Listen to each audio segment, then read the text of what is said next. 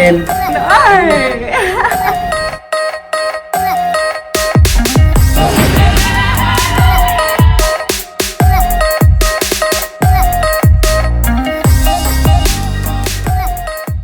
Everybody, and welcome back to another episode of Cobus.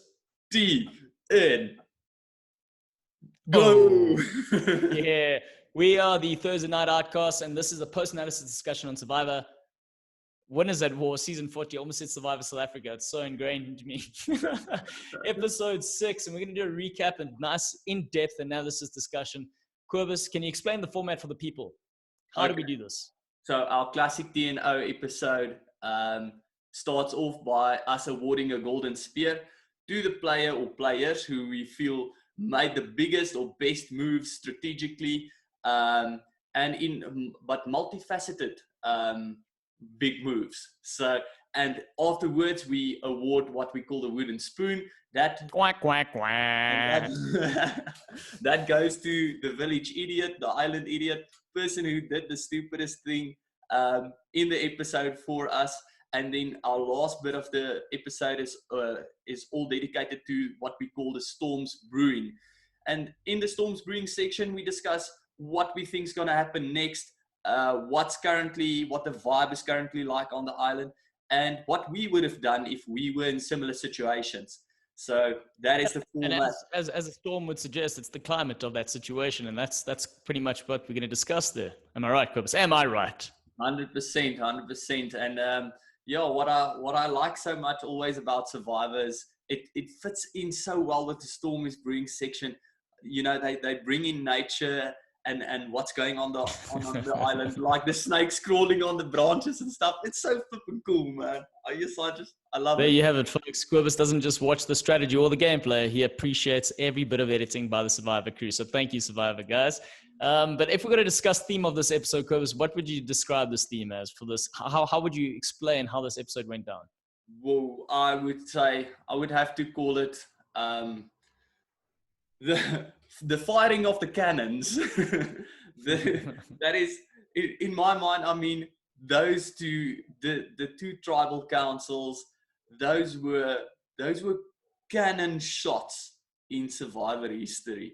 I mean, those were the two biggest players that were voted out in one episode in a double tribal council. Claudio, and the double tribal council is a huge thing. Like Adam suggested, it's 2 weeks of safety. It guarantees 2 weeks. So instead of going to have to go to 2 challenges where there's an opportunity for your tribe to lose and get sent to tribal council, that's 2 weeks of being guaranteed that 2 big names are gone. And again, this isn't any ordinary Survivor. It's the one with all the best players. So 2 good players are out and you got 2 weeks of safety. So like Adam said, it's pure brilliance on that side of things.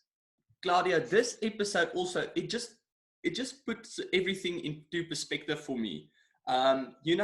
Because we as the viewers tend to think Sandra is such a big name and Poverty is such a big name. Rob is such a big name. And this illustrates it so well that the other players, although they're not necessarily such big names, are still very, very good players. I mean, for getting those two out, it doesn't just happen. So that was very exciting. But at the same time, they're kind of the victims of their own success, if that makes sense. I mean, because they are the big players, so to speak, because they played so many times and they've got this legacy, they are perceived to be the Mount Rushmores of the Survivor, or hence the idols of the Survivor. So these other players who are just as good players, they tend to go a bit under the radar, like Sandra was saying earlier. You get just your level threats, or like Nick was saying, your hidden threats and your visible threats. I mean, they are your clear visible threats. Get rid of them. They've had their success. They've made their name in Survivor. Now it's time for other players to make their name. But that being said, Cobus, let's move on to the Golden Spear. Who are your candidates? Okay, Claudio, definitely. I'm going to go with the obvious candidate first. Lady here on my right, Denise. I mean, in my books, she just did everything right.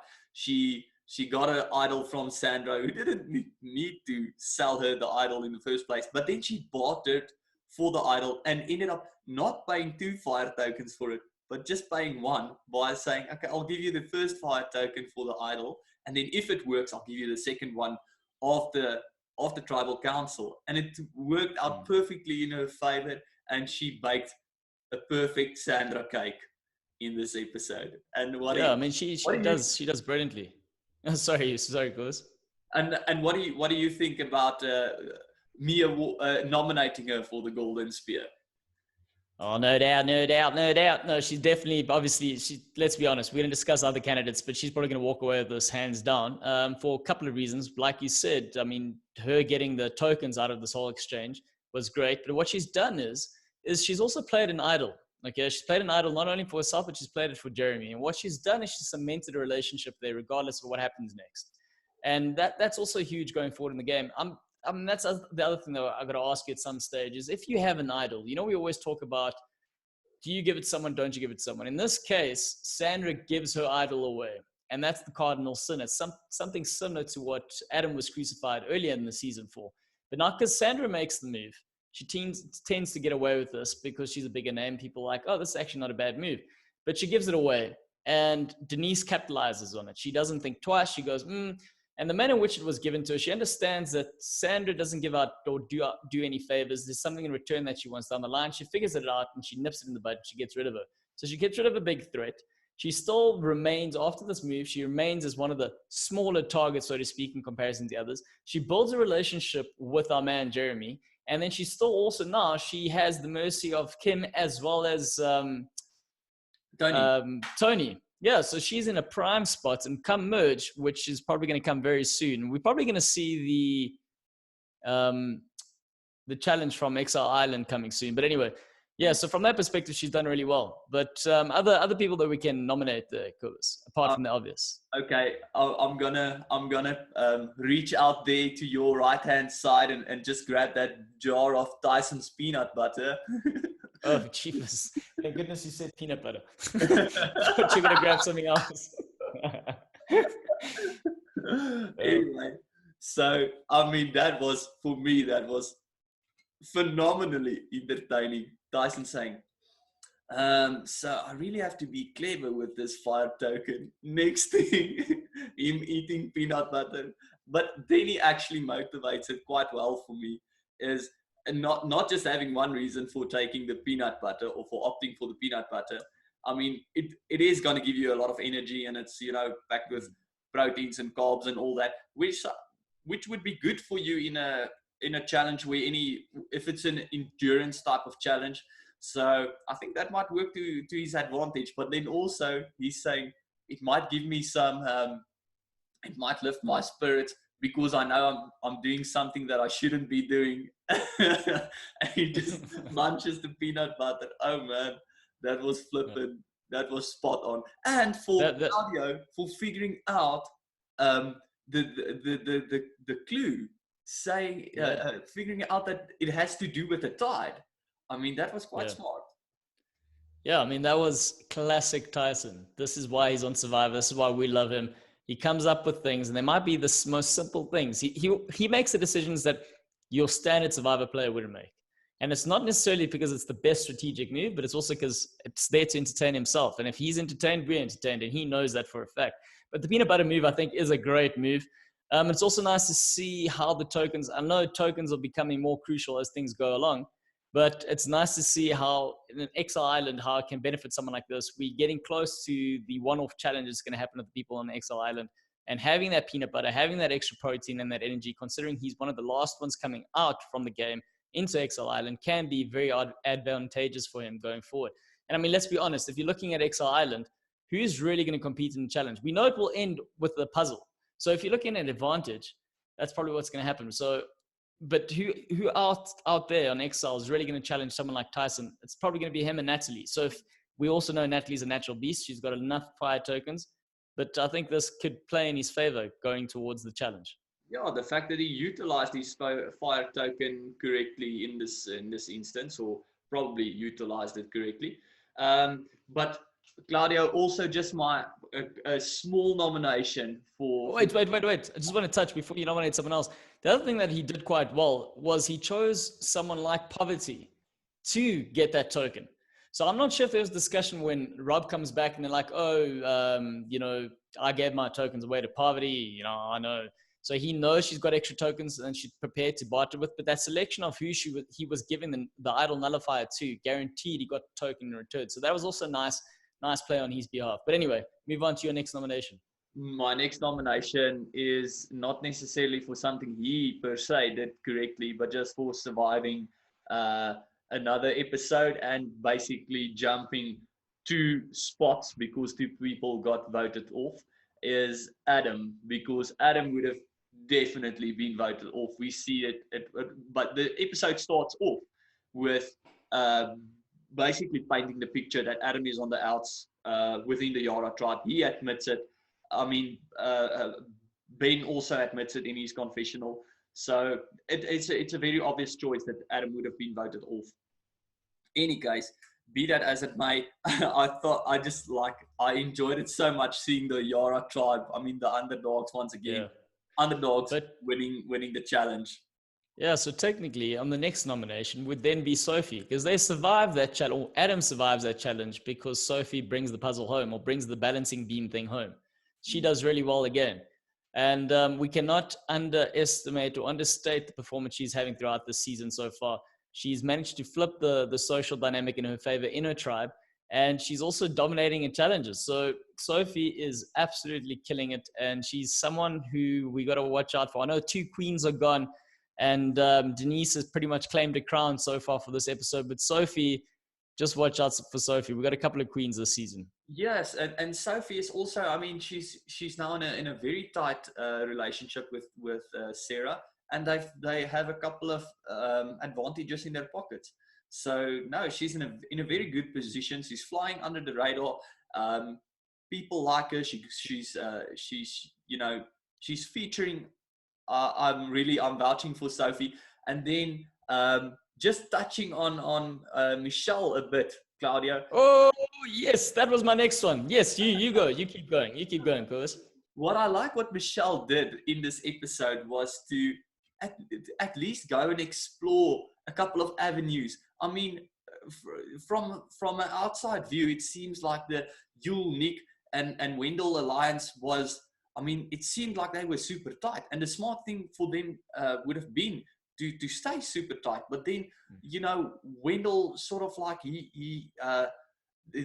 she exploited that crack and she started to stir things up there. And also for being mindful of the fact that she's got to play her cards right to obtain Poverty's Fire tokens. So I thought to myself, Michelle, well done for knowing that Poverty's probably going to go, but let me not just focus on that and focus on a bit longer term gameplay.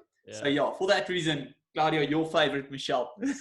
Well, my favorite, but not necessarily my favorite, but it's the things she's doing in this game. I think one thing we got to really, really acknowledge her is that she's actually in a similar position now as the same as when she won her season in Koh-Rong. What I mean by that was she had an alliance and it got completely abolished and she was by herself, and she managed to work the numbers in her favor from the outside. And she's currently doing the same thing. And you can clearly think, this is clearly someone who's got experience from doing this thing. Like you said, she knew Poverty was going home. So what did she try and do? She tried and worked in there. She went through Nick, she went through Wendell. And also, she kind of affects Wendell's game in a big way. Someone I'm going to nominate later for something else. But she really affects his game because he starts then thinking with the heart rather than the head. And he kind of blows up his game a little bit, which I think is going to be very detrimental for him going forward. But yeah, so Michelle, she gets away with it. And right at the end as well, Poverty goes home and guess what she gets? She gets the tokens that she wanted. Boom. And she's good with Nick. And also, judging by their social media stuff, I see her and Nick have been doing a lot of things pre-coronavirus. They were doing a lot of things together. So that's clearly a relationship that's going to continue throughout the game, and one that might be a downfall to Wendell.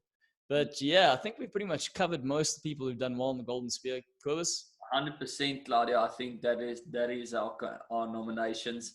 I do think Tyson is a strong competitor for this week's Golden Spear, but honestly, like we've mentioned in the beginning, it has to go to Denise. Yeah. So yeah, it has to. I mean, she brought down the Titan, one of the Titans, and yeah. Single Denise. Single. You ready? Are you ready? Yes. Here we go. So, enjoy your golden spear, Denise. You've earned it. I kind of disconnected my headphones. I didn't know what is going on there for a second. I was literally getting thrown like the spear. Okay, Golden Cobus. excitement, man. Right. Wooden spoon.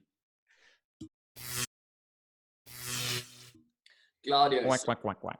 Obviously, wooden spoon. I mean, I'm once again I'm gonna have to go with an obvious candidate. I know she's a favorite of yours, and I know she's the queen, but I mean, that was a critical. that was one of the cardinal, like you mentioned, cardinal rules in Survivor. You don't treat an idol lightly, and you don't let it out of your hands. I don't think that was a stupid thing to do. So, and 100% was the reason for her getting voted off. So no, unfortunately, definitely Sandra. Then secondly, I'm gonna have to go with Wendell. Wait, can I touch on the Sandra thing though for a Yes. second? The Sandra thing's an interesting one because this is clearly a scenario that she I mean, let's face it. What do we know about Sandra? Her thing is, as long as it's not me, I'm good to go, right? This is a scenario where Sandra gets caught in trying to adapt to the game. And she knows she's playing with really good players. She understands the power of a Kim in her game because she knows Kim's really social. She understands that a Denise is very under the radar. She clearly mentions it, right? Which is exactly the point that she makes. She goes under the radar. So who does she want to pair with? She wants to pair with these people. So uncharacteristically, she makes us this offer in terms of this idol because she thinks, oh, well, I'm being smart. I'm building this relationship with Denise. And for Denise, it's just too good of an opportunity to turn down and not get rid of her. Technically going forward, keeping those players around is beneficial for someone like Sandra. And if Sandra makes it or had made it to the merge, you know, she's good as gold. So it's a good time for Denise to get rid of her, but also you can kind of sympathize or empathize with what Sandra was thinking, but at the same time, you're like, ish, Mara, no. Ish, Mara, no. Claudia also, who I want to nominate for Wooden Spoon, but it might just as easily have been a Golden Spear nomination if things turned out a bit differently, is Tony. Oh, no. No. Oh, man. No, but building the spy shack and then going into hiding into the spy shack. I know it didn't work out for him at all because once again, he's doing something that he did before, but hell, that was funny. Yeah, now he's a big target. Yeah, a big target. Now I'm nominating him for the Wooden Spoon for that. Yeah, I mean, there's absolutely no reason for him to do what he does. I mean, he's got the numbers in his favor. He has Sandra, he's got Kim. They just need to get together and decide who's going home. That's all it was. Had he done that, maybe Sandra doesn't go crazy. Maybe Sandra doesn't think of the idea, let's play Denise. His paranoia sets off too many alarm bells for Sandra. And in the end, technically, it works out for him because Sandra ends up getting the boot. But at the same time, if he does not behave in the manner in which he does, I think they stay together and Denise is an easy vote out. So, Tony, you are entertaining, my friend, but you're batshit crazy. Yeah, no, I think he blew it a bit there, and it's like you said, it's because he got paranoid, and you can see it. But it was very obvious that he was like super paranoid. But any case, and he didn't have to be. All that he had to do was capitalize on his established relationships, and he could have had much more control. But for some reason, he started panicking, and that threw a massive spanner in the works. So yeah. Anyway. Yeah. Another. I've got one more. Yes. Yeah, one more. I've got to mention Wendell. Yes. I'm mentioning Wendell because there's no need for him to do what he does in this whole scenario. Again, similar to what a Tony does, but not exactly. But also, like, he overplays his hand a little bit. I don't know if he gets greedy on power and he tries to like wave the power in Parvati's face or whatever the scenario is. But he doesn't have to have the conversation he does with Parvati. Parvati Unfortunately, I mean, she could have been on another day. She could have been a nomination for Golden Spear, by the way, because she does. I mean, she's the only kind of player in this game of Survivor who can take that scenario that's completely out of her favor and switch it in a direction that we all start believing, oh, there's a chance she survives. And she does that, but she does that because Wendell gives her the opportunity. He opens the door wide open and he says, hey, listen, we tight, but if you give me something, if you give me something, I might be able to work with you. But even though his whole demeanor, his whole mannerism was saying otherwise, we knew he wasn't going to work with her, but he was still doing that there. And he was doing that just to mess with her, really. And then he goes to Tribal. What does he do? The first thing at Tribal, he starts saying how he's prepared to backstab everyone. At that stage, I'm thinking, holy shit, dude, do you want to go home? Because you're kind of painting a huge red target on yourself. 100%. I mean, saying that at Tribal Council, like you said in the beginning, not just saying I'm willing to backstab people, I'm willing to stab them from the front. Yo, that was bold. And I think bold, I think it was quite stupid. I think he saved himself. Bold, okay, let's say it, bold and stupid.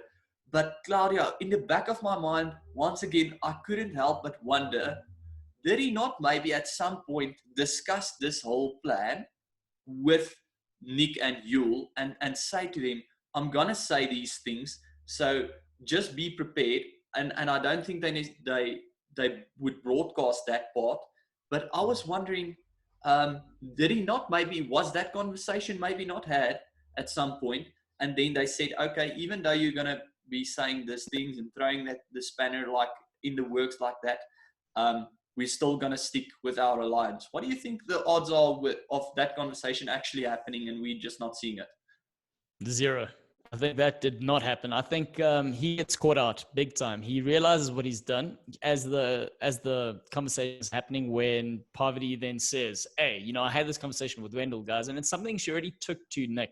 And Nick coming into the game going into Tribal rather, he kind of backpedals a little bit because he goes, yeah, there are different ways of playing the game. I don't really encourage or endorse the backstabbing. Maybe Wendell's doing that because he's a new player. We new players, that's how we play. But there are different ways to play this game. And then all of a sudden, after everything gets said, he kind of says, when Michelle starts doubting herself, saying she doesn't want to hurt anyone's feelings, he says, well, that's got to happen. You're going to have to backstab someone. So Nick kind of contradicts himself. But that conversation definitely doesn't happen. The moment Parvati calls out Wendell for what he does about the token thing, and he says, yeah, sure, I'm there to play, he kind of then saves himself a little bit in the sense that he tells everyone, he's like, yeah, I had that conversation, and I'm not afraid to lie about it either, because I'm not getting caught yet, because if you guys want to play, I'll play with you. And that kind of just readjusts it. It's like the trust thermometer or barometer, whatever you want to call it, the needle. It's like this, the jury starts, or the tribal council starts, Wendell starts talking, the trust starts falling away. Parvati starts talking, starts going down there. Then all of a sudden, Parvati says something. He's like, yeah, I'm all truthful. I'm not going to backstab. And it comes back in. The needle just went on his side a little bit there. But him being able to say that blatantly and confidently, almost as if, it was always part of his plan in front of the other guys, kind of cements that trust a little bit. But Yule was completely gobsmacked. He didn't know what was potting. Yes, and I'm surprised to see Yule in that situation.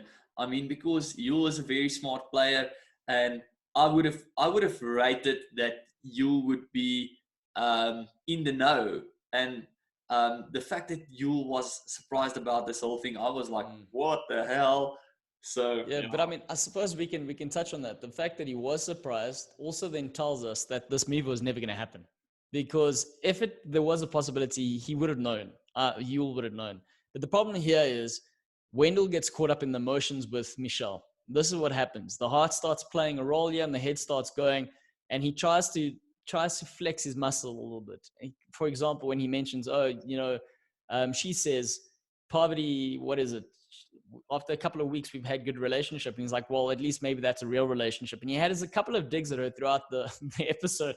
And that's purely emotional. That's got nothing to do with the game. And I think that kind of affected him. Yeah, 100%. Claudio, so just from a strategic point of view, I mean, it does seem like Michelle's got her work cut out for her. And once again, I wanted to ask, if you were in Michelle's seat right now, what would be your angle, knowing that, or also considering that you're gonna, merge is coming up, there are some cracks to exploit. what would be your go-to? Well, if I was Michelle, I'm joking. If I I think Michelle doesn't have to change. Yeah, I don't think she has to change much, to be honest. I'm looking at Michelle. She's got Adam, she's got Ben, she's got Jeremy, she's got Denise, all from her former tribe. She just has to make to the merge. And what we know is we do know the merge is coming. The game that she plays, again, is very under the radar. No one's going to pick it up. Why? Because everyone's still talking about the visible threats, the hidden threats. The irony is everyone speaks about the hidden and the visible, but yet everyone still goes for the visible. At what point are these guys going to say the hidden threats are actually the big threats here? And someone like Michelle, she's prime for that. She's going to work with social magic in there. She is the social magician. Sprinkles the dust and then she gets people to eat their shit, or eat her shit rather. And that's kind of what happens. If I were her, I don't change my game. She's obviously cozy. She's got Wendell. She's mind fucking that, excuse my language. She's really twisting that oak's mind in terms of heart and emotional. And then she's got Nick, who she seems to have a bond with, largely because of the poverty connection. So she's going to play that angle. And once she makes it to merge, she can do all sorts of things there. I hear you. I think it is important for her to make it to merge because she's got a lot of post-merge, let's say, options and relationships, which will definitely work in her favor. But I think we've sort of like mixed things up, like Denise in the background here by introducing a bit of Stormy Spring into our wooden spoon section. But also, what do for the wooden spoon? There's someone else we got to mention. The guy that you mentioned for the golden spear, Adam. Oh yes. Adam gets very lucky here. He gets very lucky because in the previous episode he sides with the Bens and the Sandra and the Sophie. He sides with them. But coming back to tribal, he realizes that he probably should have stuck with Rob. He should have stuck with Rob because he's not connecting with them socially. And secondly, his trust is gone. Here's the irony though: is you've got Rob, you've got Ben. If you Adam, right? Your trust is broken with both of them, or you've broken the trust with both of them. But at the end of the day, you're still closer with one of them. And that one of them was Rob. They just didn't like the way in which Rob was talking. All right. And that is pretty much why he gets rid of Rob. But now he's found himself in a situation where he's like, he gets lucky here. But otherwise, I mean, if they lose that challenge, he's the first one out. Yeah, he's a bit like a cat on a hot plate at this stage, but a cat with nine lives nonetheless. So I do think he is a candidate for the wooden spoon because of what how he approached the game up until now. But luckily for him, I mean he's still in the game. Wooden spoon, also, Claudio. Before I know we're gonna give it to who, but. I know who we're going to give it to, but I just want to mention this one thing. Sandra as well.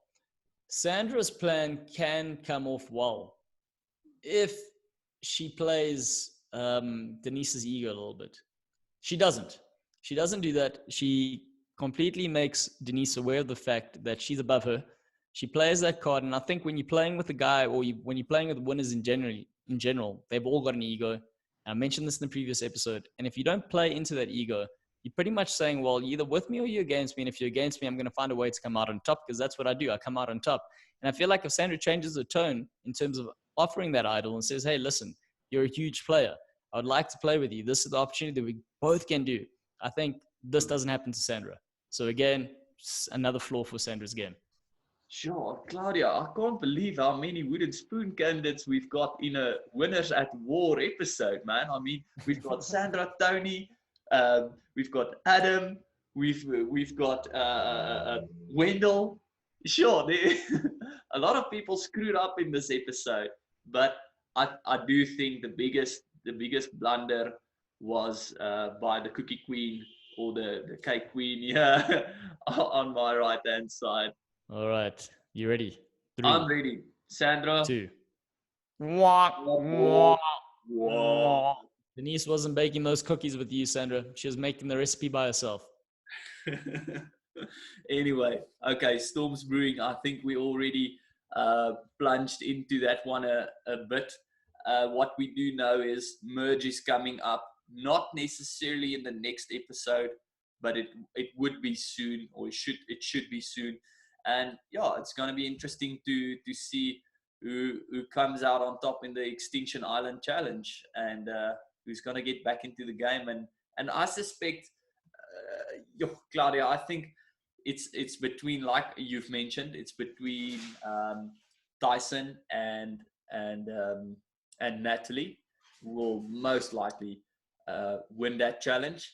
And then what are your thoughts on them coming back into the game? Do you think they'll probably be voted out just as soon as they come back in, or do you think they'll be capable of establishing good enough relationships to keep them on the island?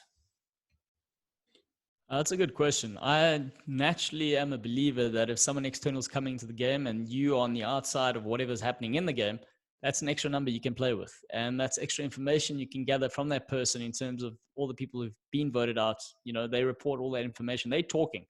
You also then get understanding in terms of where the jury is leading towards, who they're liking, who aren't they liking, you know. So that's a huge, I would definitely, if a player is coming to the game, I'd definitely pull them into one of my numbers. So that's how I would do it. So I don't think it's it's an easy case of getting them off, because at the end of the day, they're quite isolated, right? So it's harder for them to make decisions or make big moves. It's pretty much up to whoever's willing to use them as a pawn up until they can make a huge move.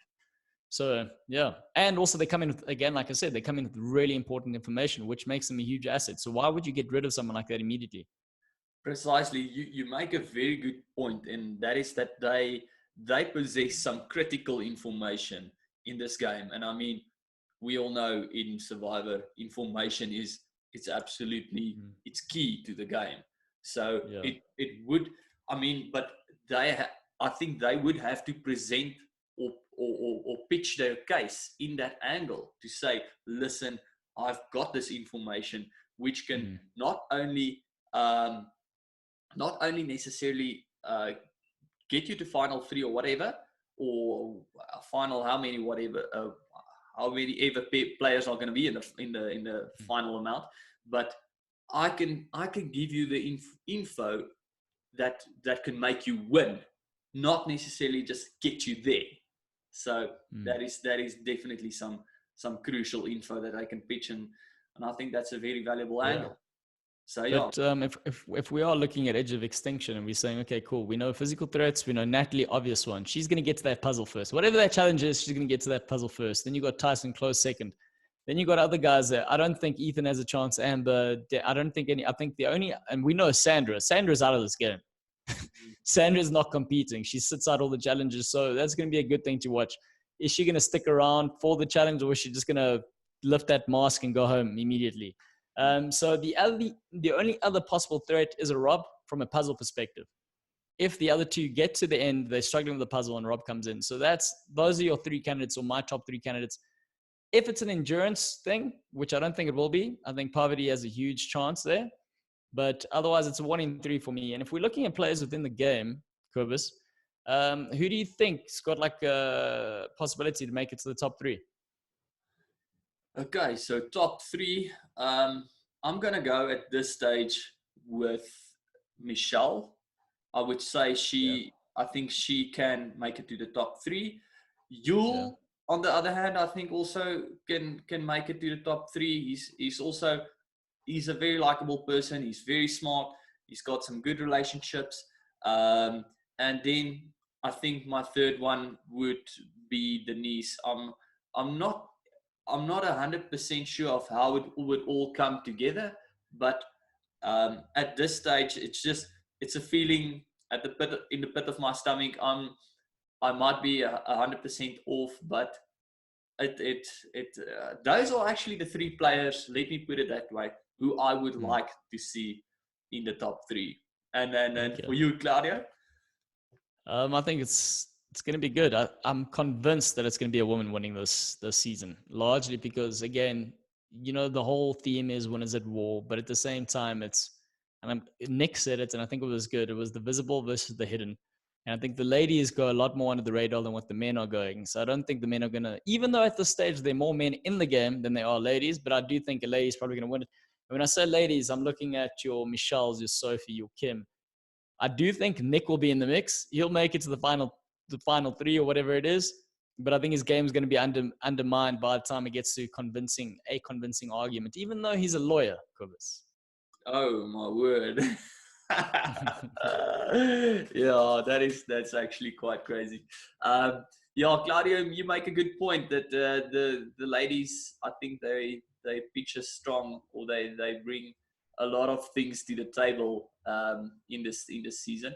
And I've sort of like Sophie and Sarah. I mean, I haven't seen a lot of them in the last episodes apart from Sophie, destroying the challenge. But yeah, I think there's post merge. There's a lot of stuff that will still happen in post merge that will, I guess, influence obviously the outcome. But I think post merge we would be in a much better situation to speculate on who's going to be in the top 3. Anyway, closing remarks from your side, Claudio. I think it's going to be a huge chaotic mess coming up next. I think the 3 guys that are in trouble are your Wendell's in trouble and your Tony's in trouble, as well as possibly, who's the other one that I think's in trouble? Adam is definitely down there. Yeah, Adam. Yeah, so those are the 3 players that are in big trouble for the next episode. We've got to remember that Michelle has 4 tokens. We've got to remember that Sophie has an idol. Kim's got an idol. Sandra's got a steal. What is it? A steal a vote. Yes. What else is there? What else am I missing? Sure, man. I didn't make a summary of everyone. Natalie's also got 4 fire tokens on Edge of Extinction. So there's fire tokens. Oh yeah. So there's a lot happening. There is, but we've mentioned that, Claudio, because of the fact that they're all winners, because of the fact that they're phenomenal game players, there is a lot of stuff happening. And we've mentioned it before that we're not sure that the fire tokens were even necessary in this season, because there are already so much stuff to cover and to broadcast and to tell the story that we aren't necessarily sure whether the introduction of the fire tokens were necessary. But nonetheless, it is bringing an additional facet into the game. Yeah, it's crazy. I mean, you got the guys that are on the island at the moment. What did it say? It's obviously you get your peanut butters and your beers and all that other stuff that they can have to sustain themselves and get ready for the challenge if they want to. But the other thing is, what is it? 3 tokens or 4 tokens or something like that to buy an idol. So you can either buy an advantage for the challenge itself, or you can use it to have an idol. So if one of these players, like an athlete, for example, who again, strong candidate for challenge, who already has the tokens, she can come into the game as well with an idol, which is interesting. So the collision course is coming and is going to be a big, if we thought this Denise move on Sandra and Poverty going out, we thought that was big. I think hold on to or strap your seatbelts because something big is afoot.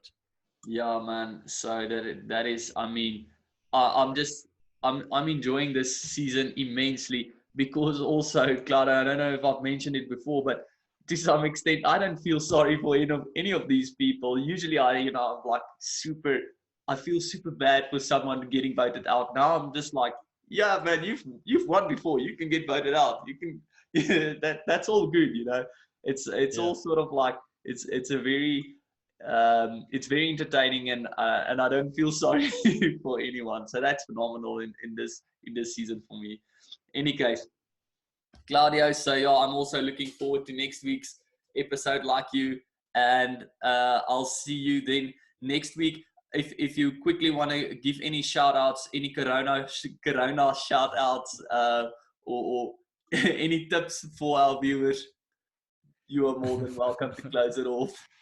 All right. Don't forget to wash your hands for longer than 20 seconds, guys, or at least minimum 20 seconds. Please be aware that the virus does live on metal for up to like a couple of days, or I think it's 2 days at least. Yeah. A couple of hours. So please be vigilant of the things that you touch. Wash your hands.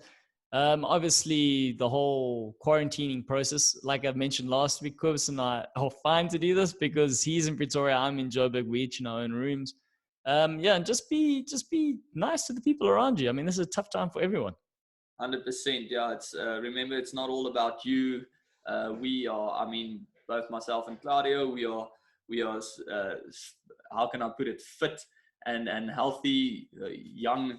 Speak for yourself, Kobus. No, but we'll weather this. But it's not about us. It's not about us. It's about who we affect if we were to contract this virus and who we would spread it onto. So yeah, for those reasons, rather be conservative and follow Claudio's advice. Anyway, Yeah. Claudio. And before, Yeah. I just want to say, please, guys, if you think we've made terrible decisions with regards to a golden spear and wooden spoon, or if there's anything we left out in Storms of Brewing, please just drop it in the comments, and we would love to have the conversation with you and either debate with you, tell you how wrong you are, or just tell you how amazing you guys are. So yeah, and Timo, you know you are a man, man. You know you are a man. 100%. All right, guys. Thanks for Oh. watching. Yes. But you also got to remember, guys, Kubis has Twitter. I've got Twitter. We're on the Twitters. We've also got our own official account now, TNO Survivor or at TNO Survivor. So please, our Twitter handles are up here. There's one there. Kubis, show them yours, please. There we go. Yeah. Get in touch with us. We'd love to have the conversation with you guys. All righty, guys. Keep well. See you next week. Cheers. Quack, quack, quack, quack, quack.